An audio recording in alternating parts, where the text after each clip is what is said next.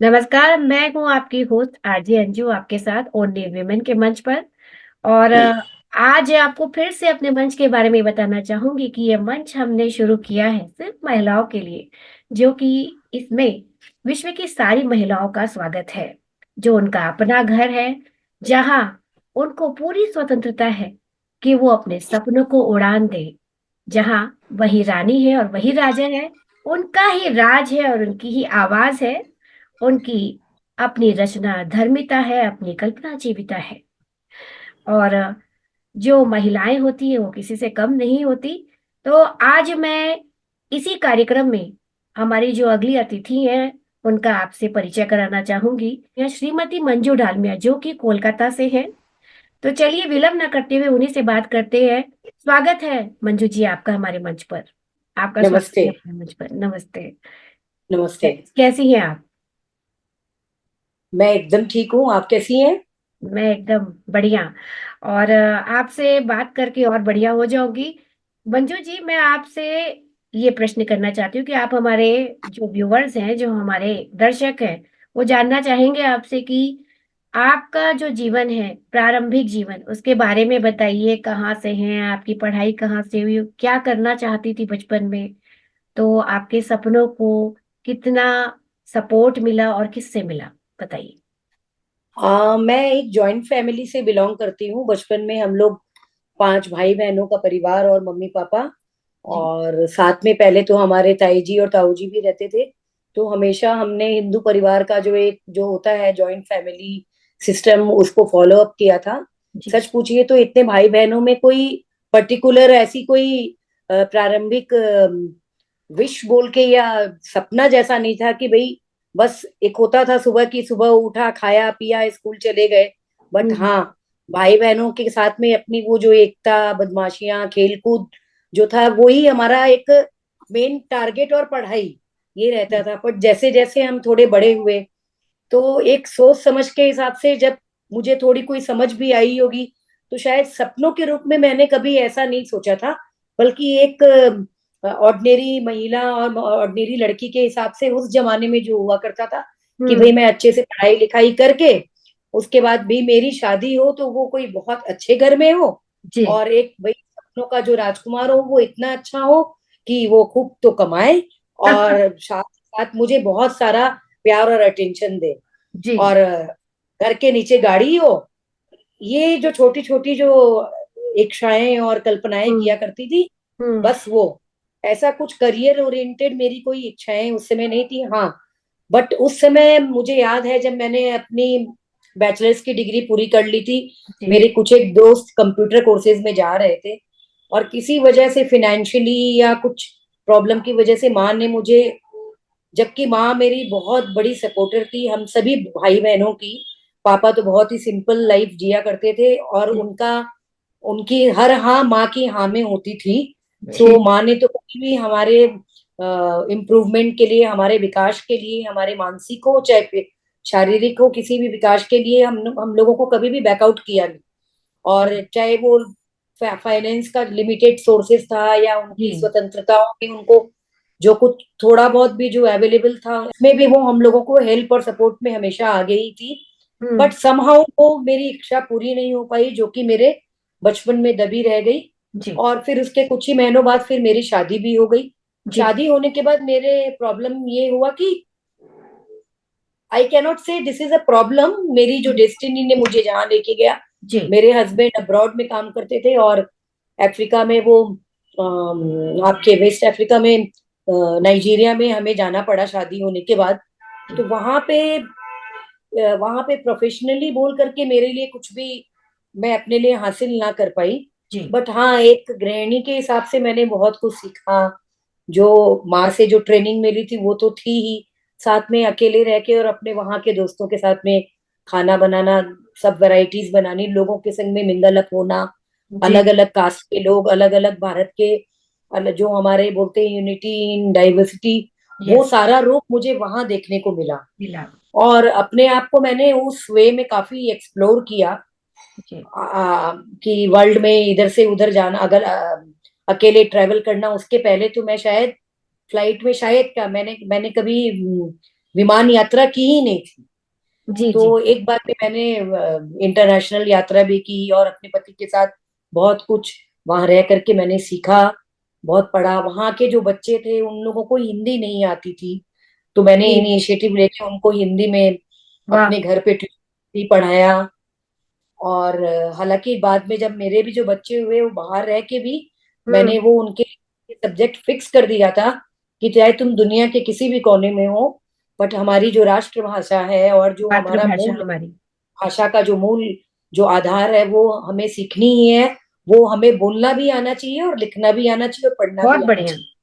क्योंकि बहुत। मैंने अपने दोनों ही बच्चों को हम्म। नाइजीरिया में थे तो वहां भी, और उसके बाद फिर मैं लंदन चली गई थी इनके काम के साथ। जैसे जैसे इनका काम शिफ्ट हुआ तो जी। वहां जाके मेरे बेटे को वहां पे भी उसी तरह की शिक्षा दी।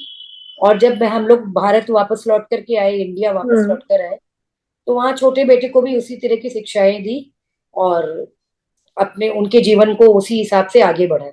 जी जी। ये आपने बहुत अच्छी ईमानदारी से ये बात बताई कि जॉइंट फैमिली में रही हैं, और बहुत छोटी छोटी सी इच्छाएं होती थी। और जॉइंट फैमिली में साथ रहना अपने आप में एक बहुत ही प्यारा अनुभव होता है, जहाँ दादा दादी चाचा चाची काका मामा मामी जी सब होते हैं। तो और भाइयों के साथ बहनों के साथ मिलकर खेलना कूदना पढ़ना उछलना कूदना शेयरिंग, ये इन सब का एक अलग ही आनंद है। जो जॉइंट फैमिली में रहता है वही जान सकता है इस चीज को। तो इसके लिए तो मैं कहूंगी कि आप बहुत सौभाग्यशाली हैं कि आप जॉइंट फैमिली में रही हैं। और बहुत ईमानदारी से ये भी बताया कि कोई ऐसा करियर ओरिएंटेड आपका कोई ऐसा लक्ष्य नहीं था कि मुझे नौकरी करनी है, लेकिन ये बात जरूर है कि आपने विवाह के पश्चात जो है एक अच्छी बहू एक अच्छी पत्नी और एक अच्छी माँ होने का पूरा कर्तव्य निभाया और आज भी निभा रही है। और मैं अपने दर्शकों को बताना चाहूंगी कि मंजू जी जो है, जो इन्होंने 1 वर्ष पूर्व ही अपने बड़े बेटे का विवाह किया है, इनको देख के कोई कहेगा नहीं कि ये सास भी बन चुकी हैं।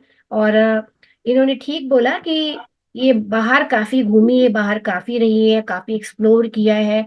तो नई नई जगहों के बारे में जानना, लोगों के साथ उठना बैठना मिलना खाना पीना बनाना सबके लिए करना, और बाहर विदेश में रहकर अपनी मातृभाषा को सम्मान देना, बच्चों को पढ़ाना, ये एक बहुत बड़ी चीज है। और ये बिल्कुल नोटिस की जानी चाहिए कि जो भारतीय दिल होता है वो हमेशा भारतीय ही होता है, चाहे वो दुनिया के किसी भी कोने में जाए। अच्छा मंजू जी, आपके या- पीछे एक तस्वीर लगी है, शायद हाँ आपके जी। फैमिली फोटोग्राफ है, आपके पति देव और हाँ जी। दोनों बच्चे हैं।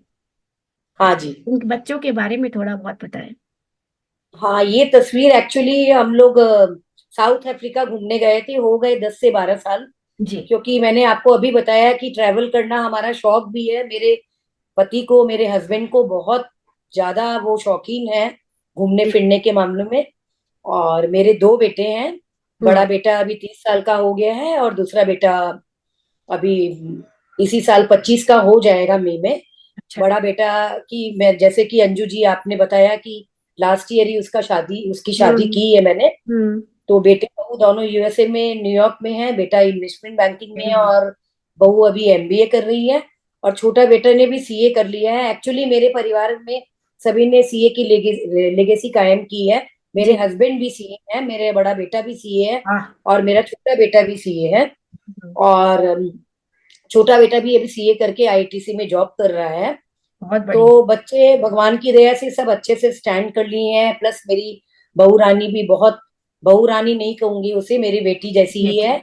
वो भी बहुत अच्छा स्टैंड कर रही है। अभी उसने एमबीए की पढ़ाई कर रही है, उसी दौरान उसको अभी इंटर्नशिप भी मिलने वाली है। जी। तो life is going like that. और मेरे हस्बैंड का काम अभी अफ्रीका के, वेस्ट अफ्रीका में सेनेगल बोल के कंट्री है, जी। वहां है। वो साल के 6-7 महीने वहीं रहते हैं। ये भी 20 सालों से चल रहा है। वो। तो उनके एब्सेंस में बच्चों का जो एक बचपन की जो पढ़ाई लिखाई और उनके विकास में जो एक पिताजी का जो प्रभाव हुआ करता है, जी जी। जो उनकी गाइडेंस होती है, तो उसको भी मैंने अपने हिसाब से काफी कुछ कायम करके नजरअंदाज नहीं होने दिया। उस पे मैंने अपने हिसाब से अपना जीवन का 20 सालों से ये चला आ रहा है। मेरे हस्बैंड काम के लिए, अपने बिजनेस के लिए, उनको साल में 6-7 महीने यहाँ से बाहर जाना पड़ता है। वेस्ट जी। अफ्रीका में सेनेगल बोल के कंट्री है। हम्म। तो जो बच्चे जब 20 साल पहले जो उनकी उम्र थी, उस हम्म। समय माँ बाप दोनों का बराबर में सपोर्ट और विकास उनके उनके विकास के लिए जरूरी था। जी। जी। तो शायद आरंभ में मुझे ये बड़ी बेचैनी और एक फियर सा था कि मैं कैसे कर पाऊंगी, बट मैंने उसको अपना एम और उद्देश्य और लक्ष्य बना लिया कि हम्म। चाहे जो भी हो जाए मुझे उन लोगों को दोनों का ही वो सपोर्ट दे करके उनकी उनकी मानसिकता में या उनके शारीरिक विकास में या उनके एजुकेशन में किसी भी तरह की बाधा नहीं आनी नहीं चाहिए। आनी चाहिए। जो सपोर्ट उनको पिताजी की तरफ से भी मिलना चाहिए, चाहे वो 6 महीने के लिए हाँ। गैप की वजह से वो उतना नहीं मिल पा रहा है, बट जी। मैं उसे पूरा करने की भरसक कोशिश करूंगी। और जो कि मैंने अपने हिसाब से आज के दिन यदि मैं सोचूं तो मैंने भरसक कोशिश की है। जी। और भगवान ईश्वर का आशीर्वाद है कि दोनों बच्चे बहुत ही अच्छे पांव पे खड़े होकर के निकले हैं। निकले हैं। बहुत मुझे तो गर्व महसूस होता है, और मुझे लगता है कि आपका अपनी फैमिली के लिए जो कर्तव्य कंट्रीब्यूशन है मंजू जी, मुझे लगता है कि मुझे फौजियों की फैमिली की याद आ गई, कि जिसमें वो भी अपने सीमा पर खड़े होकर देश के लिए, रक्षा के लिए वो खड़े रहते हैं। तो वो 6-6 8-8 10-10 महीने वो घर नहीं आते हैं। तो आप, मुझे लगता है आपकी भी परिस्थितियां कुछ ऐसी ही रही, जब आपने अकेले रहकर पूरे परिवार, दोनों बच्चों को संभाला, उनकी अच्छी से अच्छी आपने अपब्रिंगिंग की, शिक्षा दीक्षा दी, लालन पालन किया, अच्छे बुरे का जो भी होता है, अच्छा बुरा क्या होता है, सब कुछ समझाया। तो ये एक बहुत बड़ी जिम्मेदारी होती है एक महिला के कंधे पर, जहां आप माता और पिता दोनों का रोल निभा रही थी। क्योंकि ठीक है, आजकल आधुनिक जमाना है, जो भी इंटरनेट का जमाना है, तो बात हो जाती है, देख लेते हैं एक दूसरे को, वीडियो कॉल पे बात हो जाती है। लेकिन जो करंट पोजीशन में जहां आप होते हो, सिचुएशन में, वहां पे आप सब चीजों को हैंडल कर रहे हो, संभाल रहे हो, ये बहुत ही काबिले तारीफ और बहुत प्रशंसनीय है। जो मैंने आपकी जो बात सुनी अभी, आपके वास्तविक जीवन, आपकी लाइफस्टाइल के बारे में, और आप 20 साल से इस चीज को फॉलो कर रही हैं, तो इसी में जी रही हैं, तो ये बहुत बड़ी बात है, बहुत बड़ी बात है। इसके लिए तो मैं आपके लिए तालियां बजाना चाहूंगी मंजू जी, कि आपने, थैंक यू। क्या क्या परिस्थितियां नहीं आती है महिलाओं के साथ भी, मैं समझ सकती हूँ। मैं यही कह रही थी कि आपका जो आपने कर्तव्य निभाया और अब भी निभा रही है, वो बहुत प्रशंसनीय है। तो मंजू जी चलिए, ये तो आपके लाइफस्टाइल की बात हुई कि आपका जीवन कैसा रहा विवाह के पश्चात। अब आप हमें ये बताइए कि आपके शौक क्या क्या है, क्या आपकी हॉबीज है। आम, मेरा शौक मुझे डांसिंग बहुत पसंद है, सिंगिंग बहुत पसंद है। बचपन में तो मैं स्कूल में बहुत सारे प्ले भी किया करती थी। जी। जी। और साथ ही साथ मुझे कुछ भी कुछ नया जो नॉलेज होता है कुकिंग से रिलेटेड, वो मुझे, क्योंकि cooking is my hobby, cooking मुझे बहुत अच्छा लगता है करना। हम्म। और बच्चों के साथ रह के बच्चों के लिए रोज नए नए आइटम्स बनाने, जैसे कि मैंने आपको बताया, बाहर रह करके लोगों से सीखा भी। जी। तो उससे रिलेटेड कुछ भी नया जो होता है वो मैं सीखना चाहती हूँ। प्लस अब आजकल का जमाना है, तो मैं ये भी नहीं करना चाहती कि मैं बैकवर्ड होकर के रहूं, मैं आज के जमाने के साथ भी चलना चाहती हूँ, ताकि बच्चों के संग में जो हमारे जो गैप्स हैं वो नहीं आए। ये और उनकी भी जो ओपिनियन और उनकी भी जो थॉट प्रोसेस है उनको हम समझ सकें। तो बहुत मैं जो भी कुछ अपने मानसिक विकास के लिए नई क्लासेस होती हैं, जैसे अभी मैं life coaching and personality development classes कर रही हूँ। जी। उससे एक नारी को क्या शक्ति मिलती है, जी। कि व्हाट वी वुमन आर, कि हम्म। उसमें ये बताया जा रहा है कि we woman are the world. हम, ऐसा नहीं है, परिस्थितियां सबके संग में आती हैं, बट हम उन परिस्थितियों और उन समस्याओं से ऊपर हैं, जी। यदि जी। हमें कुछ करना है तो। हम्म। तो अभी मैं उस राह पे चल रही हूँ। उसके बीच में मैंने साथ ही साथ जो हमारी संस्कृति है, जैसा कि आपको मैंने पहले भी बताया, मैं उससे कभी भी हटके नहीं चलती हूँ। तो जी। मैंने बीच में गीता, हमारी जो भगवत गीता बहुत है, बढ़िया। तो उसकी क्लासेस की थी, उनके सारे बहुत बढ़िया। लेवल्स पूरे किए, एग्जाम्स दिए। और मुझे काफी प्रसन्नता हुई कि मैं अपने देश के, अपनी हिंदू संस्कृति की किसी बहुत बड़े वेद व्यास से और ग्रंथ से जुड़ पाई और उसके जी। नॉलेज को ग्रहण कर पाई। बहुत साथ ही बढ़िया। साथ अभी आजकल लोगों में काफी जो बोलते हैं कि हमारे हिंदू में बोला जाता है कि जो भगवान ने हमें ये शरीर दिया है, तो इस शरीर के अंदर में ही हमारी इतनी सारी शक्तियां भरी हुई है, जी जिससे हम बिल्कुल। अपने आप को अपने हर तरीके के समस्याओं को हील कर सकते हैं, चाहे वो शारीरिक हो, मानसिक हो, या आपके मनी से रिलेटेड हो, या आपके रिलेशनशिप से रिलेटेड हो, या हम्म। भगवान से, या जो भी जी किसी भी पारिवारिक समस्याओं कुछ भी हो, उन सबको आप अपने आप भी हीलिंग कर सकते हैं। तो वैसे ही हीलिंग प्रोसेस का एक नाम है नारायण रेकी करके, वो भी जी मैं अभी जी सीख रही हूँ। जी। उससे भी जुड़ी हुई हूँ, उससे मैं स्पिरिचुअली बहुत अच्छे से जुड़ी हुई हूँ, जो कि जिसने मेरी जिंदगी को काफी कुछ बदला है। क्योंकि हर एक मनुष्य का एक एक स्वभाव होता है, तो जी स्वभाव के तौर पर मेरा, मुझे मुझे लगता था मैं शायद थोड़े एग्रेसिव स्वभाव की थी। तो जिसने इस नारायण रेकी में आके मुझे, मेरे में काफी कुछ परिवर्तन आया है, स्पिरिचुअलिटी को समझ करके, जी कि आदमी की मनुष्य की अपने शब्दों की बहुत पावर होती है, और हमें जो भी बोलना है सोच समझ के बोलना चाहिए। जी। ये शब्द जो है डायरेक्ट हमारे यूनिवर्स में जाते हैं, जाते हैं। यूनिवर्स हमें वही मल्टीपल में करके लौटाती है। तो ये आपके ऊपर है कि अब आपको अपना जीवन कैसे बनाना है। सेम ऐसे ही हम अपने शरीर के ऊपर में भी उस हीलिंग को अप्लाई कर सकते हैं।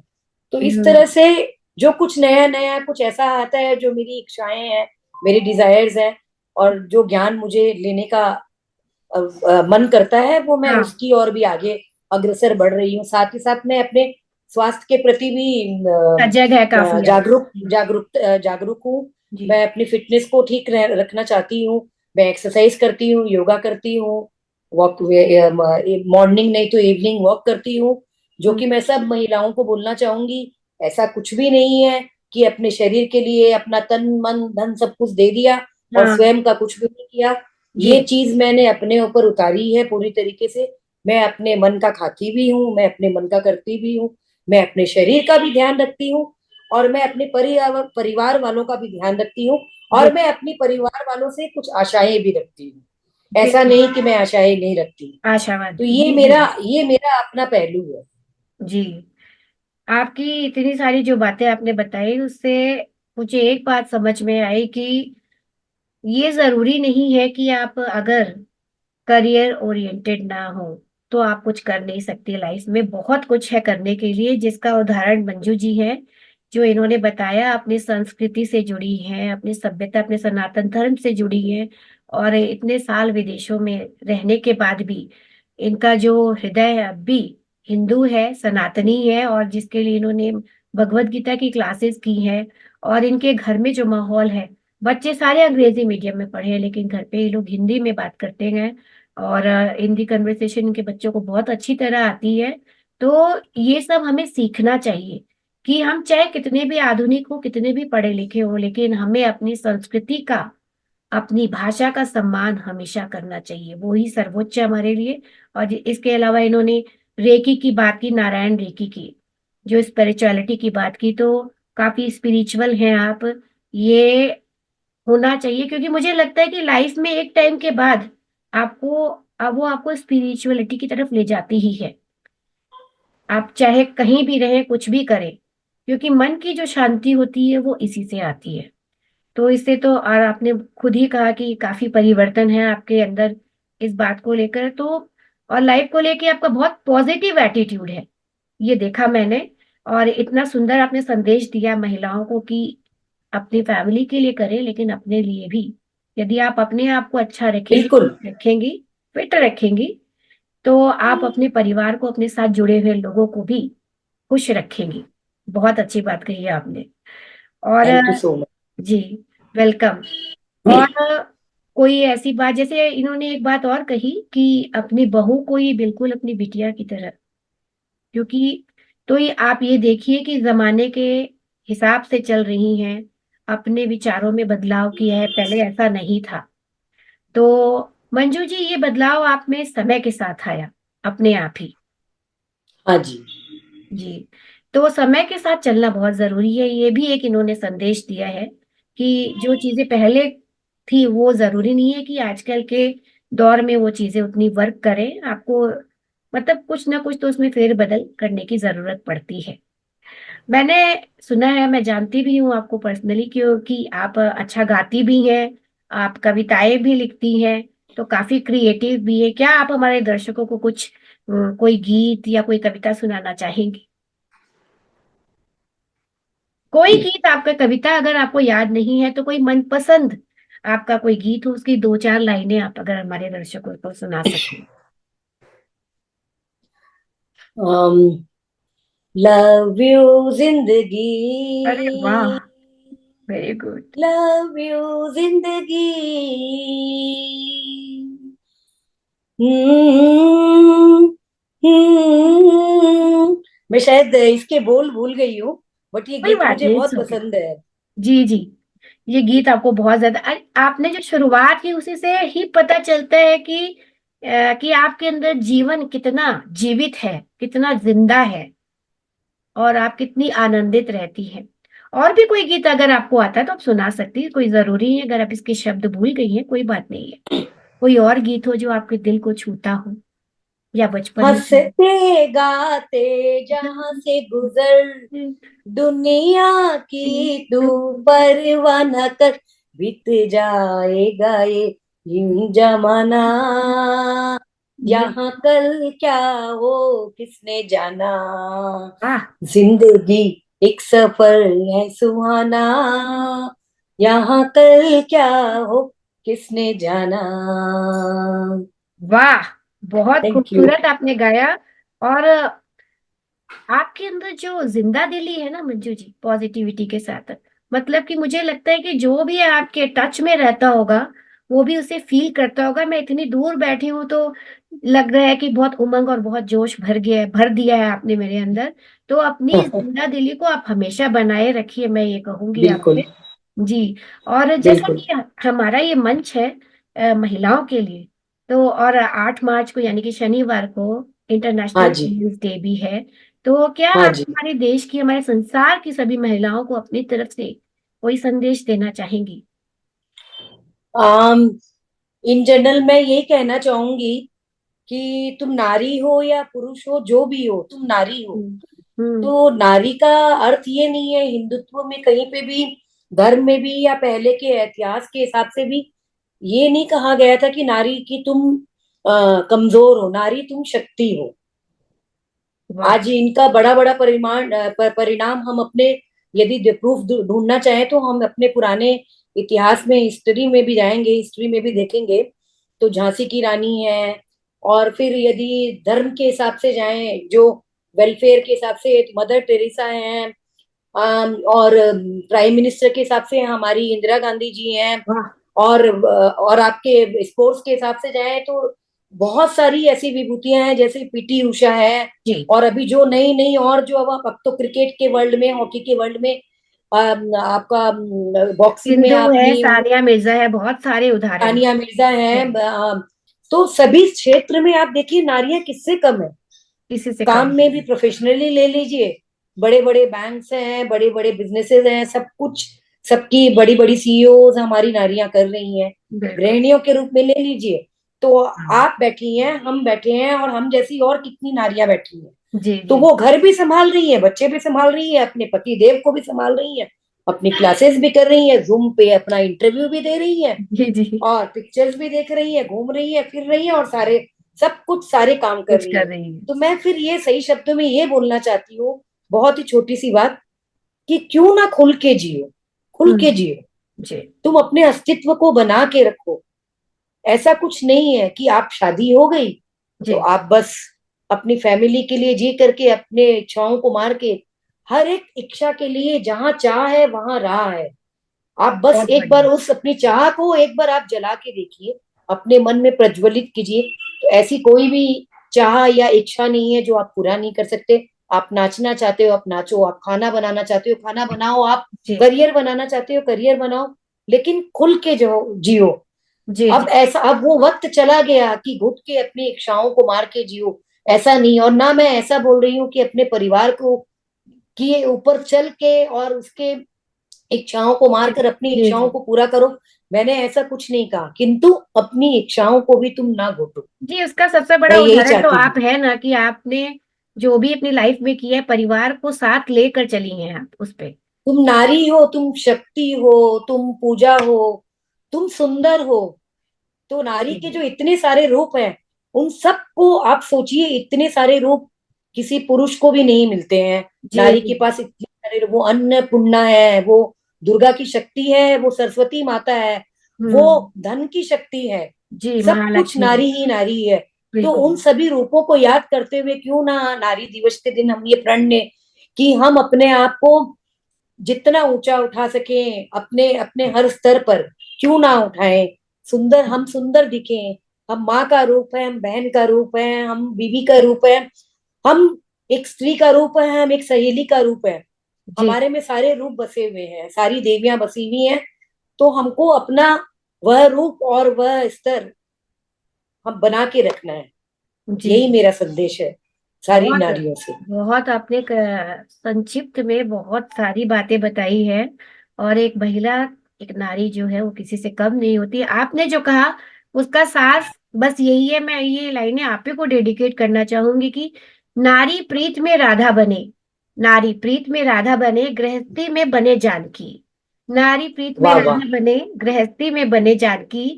काली बनकर शीश काटे, काली बनकर शीश काटे, जब बात हो सम्मान की। तो बिल्कुल, बहुत बहुत अच्छा कहा आपने, बहुत अच्छा कहा। बहुत धन्यवाद। तो आपकी जो बातें आपने बताई उस पर ये खरी उतरती है ये लाइनें। और मुझे बहुत ही ज्यादा प्रसन्नता हुई आपके साथ वार्तालाप करके। और एक बहुत ही सकारात्मकता के साथ साथ एक बहुत गर्मजोशी का जो आपने माहौल बना दिया है, वातावरण। तो मैं यही चाहूंगी कि हमारे चैनल की ओर से आपको यही कहना चाहूंगी कि आप हमेशा ऐसे ही सदैव हंसती मुस्कुराती रहे, खुशियां बांटती रहे, और स्वयं भी प्रसन्न रहे। यही हमारा बिल्कुल संदेश है। और चाहूंगी कि वो हमसे आप अगली बार भी जुड़े, क्योंकि ऐसी नारियां जो होती है वो पूरे विश्व को एक बहुत ही सुंदर संदेश देती है, एक सुंदर उदाहरण है कि देखो जीवन कितना सुंदर है। नारियां जो है किसी से कम नहीं है, और अपने जीवन बिल्कुल की हर इच्छा को वो अपने परिवार को साथ लेकर चलते हुए भी पूरी कर सकती है। बिल्कुल। जी धन्यवाद। हम मुझे भी आपके साथ में वार्तालाप करके बहुत खुशी हुई कि नारी के एक रूप, हम अपने नारी के कई रूप हम लोगों के सामने पेश कर सके। और जी। चाहेंगे नारी हमेशा अमर रहे। जिंदाबाद। जिंदाबाद। जी। तो चलती हूँ, आज यही करेंगे अपने कार्यक्रम का समाहार, क्योंकि हमें मिलते रहना है बार बार इसी मंच पर, ओनली वीमेन में, जो कि महिलाओं का है, विश्व की हर नारी का है, आपका घर है, उनके लिए है और उनका है। तो आप सभी का बहुत बहुत स्वागत है। फिर मिलेंगे हम जल्दी। मंजू जी, आपका बहुत बहुत धन्यवाद। बहुत बहुत धन्यवाद आपका। नमस्कार। Thank you so much. Welcome.